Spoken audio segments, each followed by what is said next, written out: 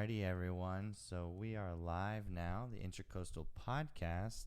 Good evening. It's 5:30 right now, Yes, and sir. it is October. Oh God, what happened? The live stream went away. That's something. There we go. Oh, it's back. Silly Apple Watch. It's 5:30. It is October 12th today, Tuesday. If you are new to this, we stream this podcast live on my Instagram every Tuesday. Live. I can't at the moment. The time has been a little inconsistent, and I apologize. But it happens every Tuesday. I will say that. So just always be ready on Tuesday between like 2 and 5 o'clock. But today I'm joined by my special guest, George Horton. Yes. Today we don't have a live studio audience, so you won't be hearing any applause. But woo! If I could click a button. Yes, thank you, George. If I could click a button, I would have to make that noise. But yeah, we're joined here today by George, and he is an amazing photographer, and he's also a really skilled vocalist. You're too kind. He doesn't give himself enough credit. You're too kind. I must say.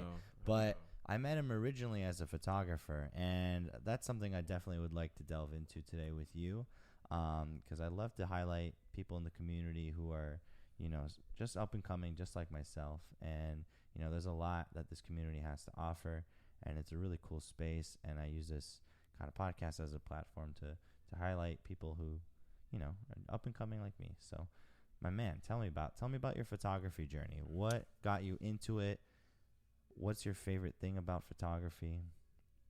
All right, so what got you there? What got you? I'm gonna start from the very beginning. Yeah. What was your first steps? My first photography steps, baby steps, as you will. First time I realized I loved taking photos. Funny enough, so I went on a trip to London, and I had my iPhone, and I just loved the architecture. So I was just snapping away. I didn't really know much. I was pretty ignorant. How old were you then? I was like 18, 17. Okay. And right now I'm 22, just to age myself. Yeah, a couple of years. And I feel you. I'm 23. I'm not that old. Yeah. And so I would say after that, I was like, dang, I'm not going to lie. I like taking photos with my phone. I'm going to keep doing that, right? And I ended up going to school for forensic science for a year. It didn't work out, so I took a gap year. And after that, I figured out what I wanted to do. And I was like, you know what? Photography, I like people. Mm-hmm. I like taking photos. Yeah. I like nature. Let's get into it. There you go. Yeah. I mean, honestly, you can make a living off of doing it, especially like wedding photographers. They make a lot of money. No, yeah, like $20K or some shit like that. Yeah. Something crazy. Yeah, like I saw that the other day.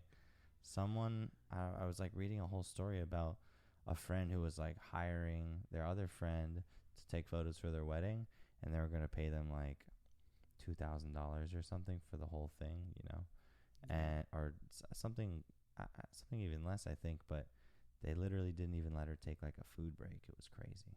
Yeah, one of the things with photography is it all just depends on how people view you and how much they think you're worth. Yeah, I feel like some people don't see the value, and I don't understand that. It's so important. Yeah, and the thing is, it's like it doesn't matter how much you think you're worth.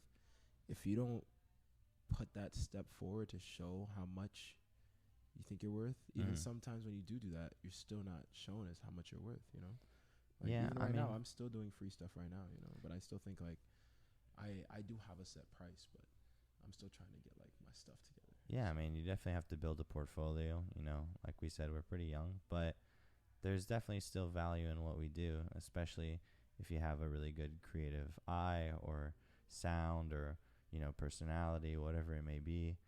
Like there's value in, that skill and passion that you have, which I think is really awesome. And that definitely can push you forward, in your journey. So like, keep it up, my dude. And you guys should definitely check him out. If you guys ever need headshots or anything like that, definitely hit this man up. What's your Instagram? George D. Horton, right? Yes, sir. Yeah, George D. Horton. So definitely hit him up, ladies and gentlemen.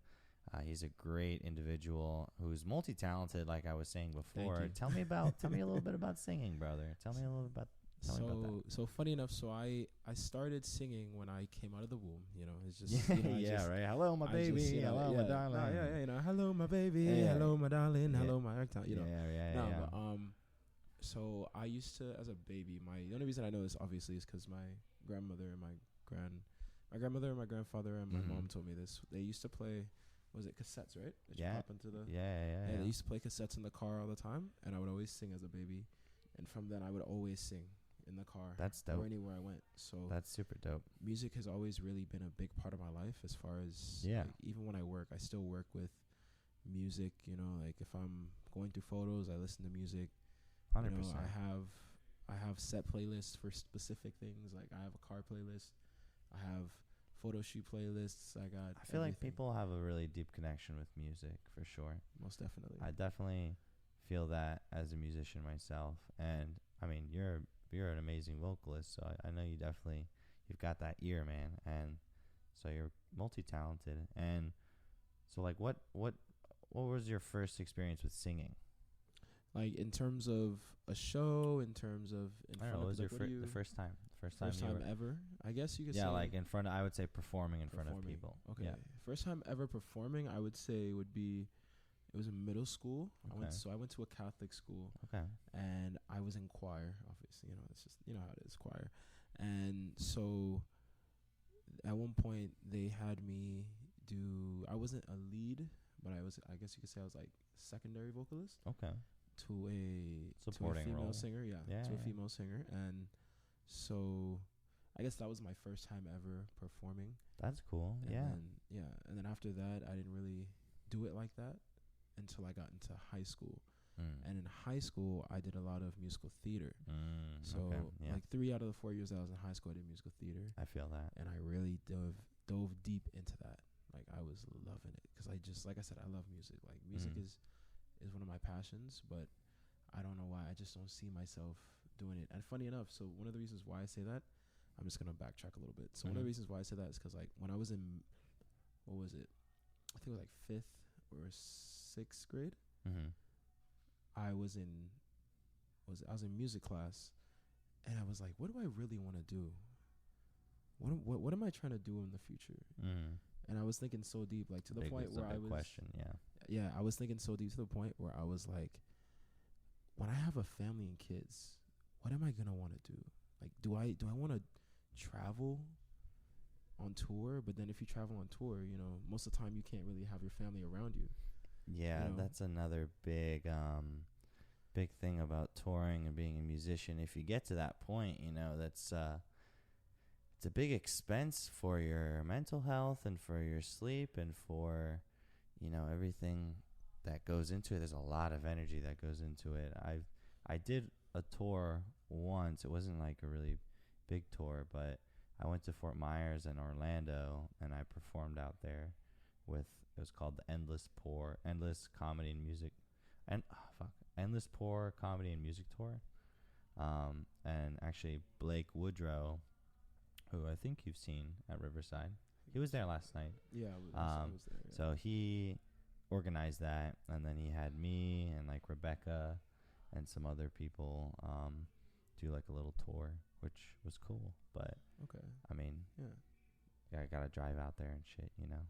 It's not crazy far, but after you break down a show, you know, like you're getting out at like midnight, you know, and then you gotta drive 3 hours, you know, through the Everglades, like the Everglades, you know, like no lights and shit. Like it's, so that's it's not fun entirely, you know. There's fun parts, but of course, there's gonna be certain sacrifices. And at that point in my life, like I said, I was in probably like 5th, 6th grade. I don't know why I was thinking so deeply, but I was just like, I love doing this, but I can't do it as a career because I want to be able to do a career where I can bring my family with me, you know? Yeah. And I feel like with photography, it's a little easier to do that. That's, you know?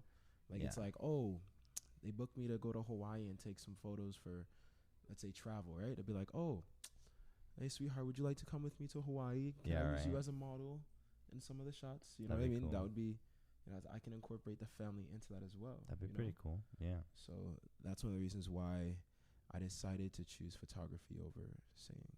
But yeah, I mean, and you know, like I said, I've always loved singing. I've always loved music. I think I get my talent from my father. My Yeah. father's, if anybody knows anything about like the scale of what you are as far as like a guy or a girl, like, you know, tenor, baritone, bass. Mhm. My dad's a tenor. Is he? I'm a baritone. Okay, yeah. So I think I'm leaning more towards the bass the older I get. But in the beginning, I was, you know, I mean, most guys start off as a tenor, and then they get a little deeper. They're usually higher pitched. Younger you are, definitely. Yeah. Makes sense. And so, you know, it was one of those things where, you know, I saw my dad singing every once in a while. You know, I asked him if he did anything, you know, because he used to sing in church. That's another thing. Church was another way that I did my music. When I went to church a lot, I used to be in the choir in church with my mom, and I used to do a lot of that as well. That's fun. So your mom sings too? No, my mom does not know how to sing. No? Particularly, But she was in the choir? No. So she was in the audience. My grandmother knew how to sing. Oh, so, okay. and funny enough, she knew how to play the violin too. Oh, that's really cool. Slight. She was like more deaf in one ear than the other one. That happens with violin players, I've heard. I think she got the pleasure of that happening. Oh, well, that's not fun. Yeah, it's not. I have tinnitus now, and I've been playing guitar for a little bit, but freaking sometimes I have a little tinnitus. It's not fun. Ring-a-ling-ding in my ears, man. Yeah, my mom got it, but in the way of listening to music too loud. Oh, yeah. That happens too. Yeah. Yeah. But okay, so photography, music. What else do you like to do? I used to play a lot of basketball back in the day. Okay. I could see you doing that. I was, especially in middle school and high school, I was doing a lot of basketball. I loved basketball. It was to the point where I got my grandmother into watching the NBA. Ooh, there you go. So now she watches it all the time. That's pretty She's dope. a big Heat fan. Very big Heat fan. You know, 305. That's where I'm from, you know. Miami Heat. You know, Dade County. Yeah, I mean, you gotta love the Miami Heat. Yeah, man. You gotta love the teams where you're from. Except, no, I'm just kidding.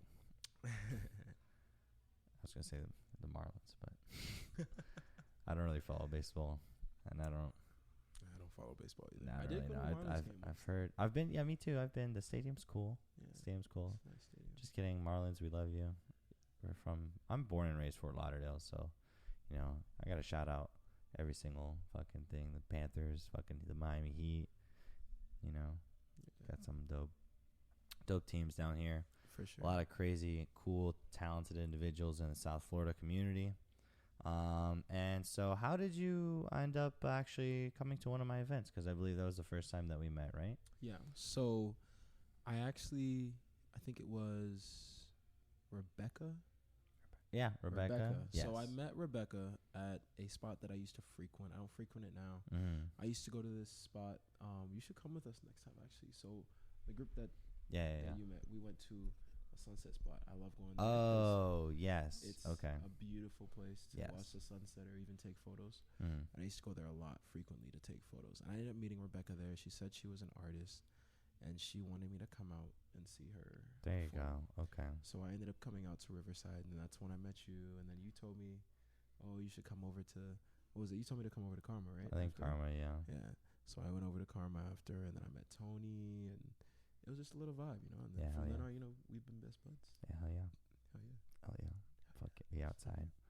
We outside. But really, we inside. And big shout out to Karma Kava, as always, really bringing in the community together. In case you guys don't know, IntraCoastal Entertainment, we produce monthly shows, weekly shows, comedy and music based, and all arts.